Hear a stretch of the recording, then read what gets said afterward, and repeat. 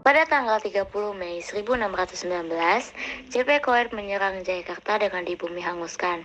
Lalu, di atas puing-puing kota Jayakarta itulah dibangun kota baru bernama Batavia. Muncul kelompok yang menamakan kaum patriot. Kaum ini mendapat pengaruh dari Prancis, yaitu Libert atau kemerdekaan, Egalit atau persamaan, dan Fraternit atau persaudaraan. Pada tahun 1795, terjadi penyerbuan Prancis atas Belanda. Belanda takluk, lalu Belanda dikuasai Prancis. Aku sebagai pemimpin di Republik Batavia pada tahun 1796 sampai 1806. Pemerintahan Belanda yang ada di Indonesia seakan dikendalikan oleh Perancis dan semua kebijakan tidak lepas dari campur tangan Perancis. Untuk mempertahankan wilayah Kepulauan Nusantara, Louis Napoleon memberikan mandat kepada Herman William Daendels. Aku tunjuk kamu, Daendels, untuk mempertahankan Republik Batavia. Aku, Herman William Daendels, akan menjadi tokoh revolusioner untuk mempertahankan tanah Jawa dari serangan Inggris. Aku menjabat sebagai Gubernur Jenderal Belanda pada tahun 1808 sampai dengan 1811. Dengan tugas utama Daendels ketika itu adalah untuk mempertahankan Jawa agar tidak dikuasai oleh Inggris. Membuat pangkalan angkatan laut di Anyer dan Ujung Kulon. Aku membagi Pulau Jawa menjadi 23 wilayah besar. Meningkatkan penanaman tanaman yang laku di pasar dunia. Membangun jalan raya Anyer Panerukan sepanjang 1100 km.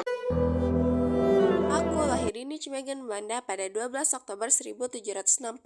Setelah Republik Batavia berdiri, aku diangkat menjadi administrator di Angkatan Darat Batavia yang baru.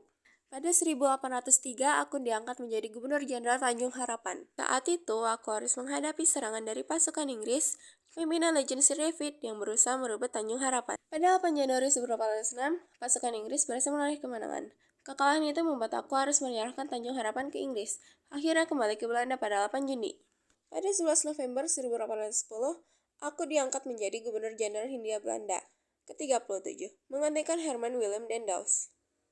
Pada 26 Agustus 1811, saat Batavia jatuh ke tangan Inggris, aku kemudian berusaha menyingkir ke Semarang, kemudian ke Salatiga.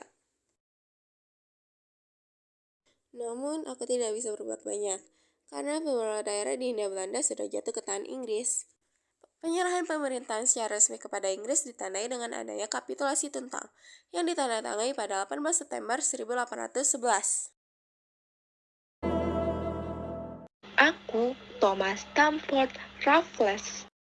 Pada tanggal 18 September 1811, Inggris di bawah kepemimpinanku berhasil merebut kekuasaan Belanda di Indonesia yang ditandai dengan perjanjian Tuntang. Aku berhasil merebut seluruh kekuasaan Belanda, lalu memberikan kesempatan rakyat Indonesia untuk melakukan perdagangan bebas, meski keberadaan Inggris tetap menindas rakyat Indonesia. Kemudian, aku diangkat menjadi penguasa oleh Lord Minto atau Raja Muda. Pusat pemerintahan kolonialisme Inggris di Indonesia berada di kota Batavia. Aku membagi Pulau Jawa menjadi 16 kerasidenan. Aku menghapus pajak dan penyerahan wajib hasil bumi. Hukum peradilan pada masaku lebih baik daripada masa penguasaan Daendels. Aku lebih berdasarkan besar kecilnya suatu kesalahan, sedangkan Daendels berdasarkan pada ras warna kulit.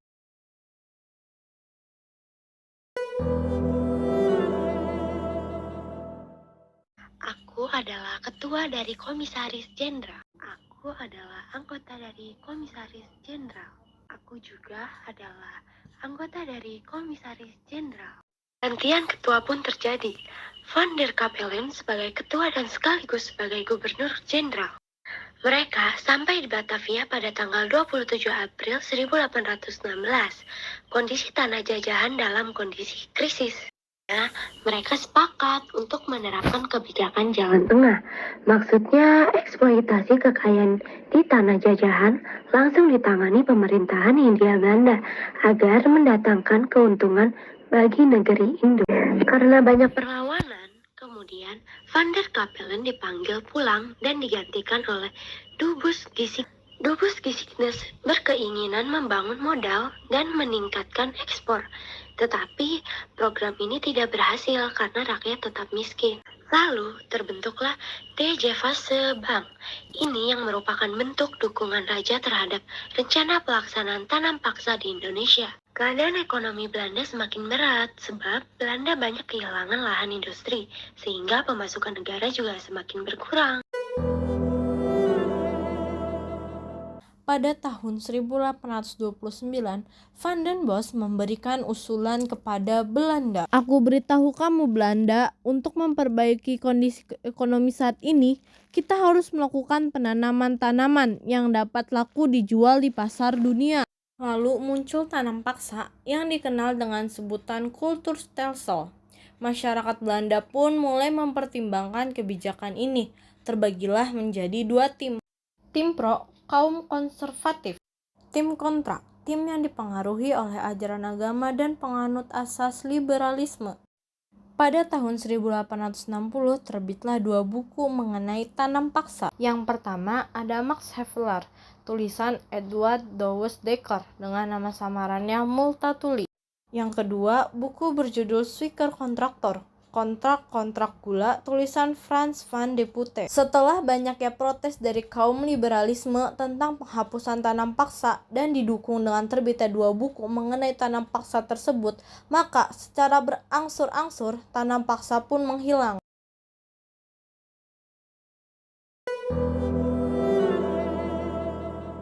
Agama Kristen pertama kali masuk ke Indonesia pada abad ke-7 atau lebih tepatnya sekitar tahun 645 Masehi melalui gereja timur Assyria.